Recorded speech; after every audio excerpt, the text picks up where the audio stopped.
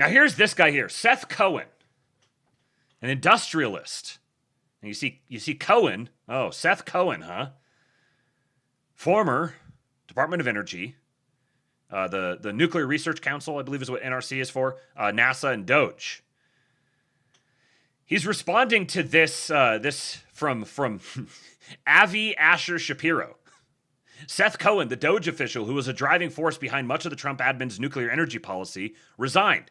He was one of the key figures reshaping the regulatory environment to benefit Silicon Valley-backed advanced reactor firms. This is what Seth Cohen says. Now that I'm out of government, I can finally respond for myself. Get bent, Soy Boy. We didn't do this for Silicon Valley companies. We did this for you, for your family, your community, your state, your nation, and your species. Nuclear energy provides the safest, highest density, reliable power available on our planet. My career colleagues at DOE and NRC inspired me to think about nuclear as a way to forge American steel and electrolyze aluminum without releasing particulate matter, to desalinate water in the Middle East and save humanity from resource wars. By rejecting the false narratives and Cold War hysteria, we can secure the next American century while raising whole countries out of poverty. Do you really think I left an incredible career at Kirkland, paid out of pocket for an apartment in D.C. and dozens of cross-country trips, and left my family on the West Coast because I wanted to enrich people I never met before taking this job? I came to D.C. to do something that mattered, to satisfy a driving curiosity, more on that later, and most importantly, to serve. So, this is what it takes. Leave behind the career, pay out of pocket for an apartment in D.C. and dozens of cross-country trips. This is what serving your country looks like. As I learned more about nuclear energy and its history, I developed a conviction that one of nuclear's biggest issues was a culture of cynicism.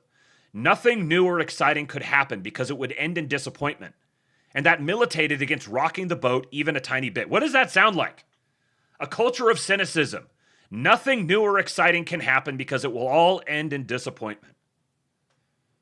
The career staff in government and their industry counterparts lived through dark winters before and stopped believing that warm springs could bloom into summers.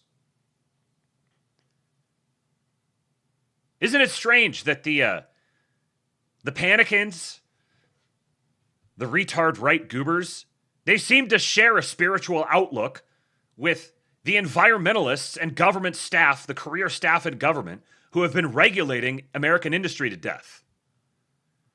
I have two core philosophies. First, I believe in ruthless optimism. Rational decision-making requires detached risk analysis. But we also cannot win if we believe we can lose. Merging the two requires orienting teams around driving missions. That way, when a real opportunity presents itself, you can take a huge swing. If I take credit for anything, honestly, almost all the success belongs to the incredible and dedicated people at the Department of Energy and the NRC. It's countering the cultural rot and morass that risked forfeiting American excellence. My colleagues and I gave cover to the scientists and engineers, which freed them up to focus on delivering safe power. And as success materialized, they started to dream again. That's why the pilot program succeeded and why I feel confident about the future of NLICs. Oh no, what is NLICs? That's NLICs. Hang on.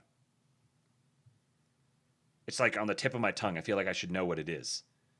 No, not BLIC. NLIC. Oh, Nuclear Lifestyle Innovation Campus, a Department of Energy company.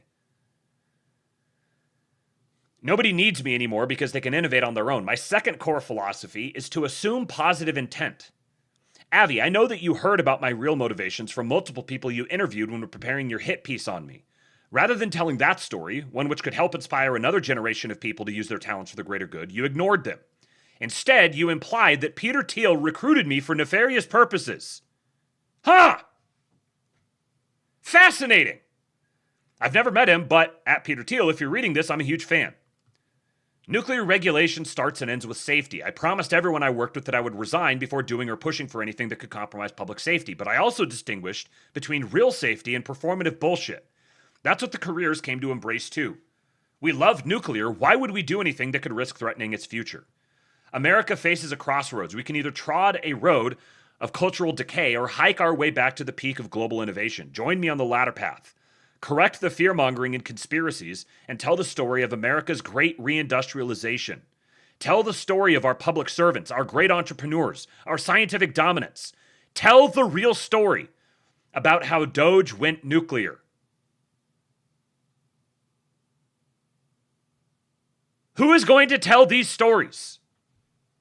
Who is telling them? This is why I'm talking about them. We must tell these stories. We must tell the story of America's great reindustrialization. Because you can't believe in it until you've heard about it. And human beings are not governed by facts. Human beings are governed by narrative. So the narrative that's happening right now is America is being reindustrialized by great patriots like Seth Cohen.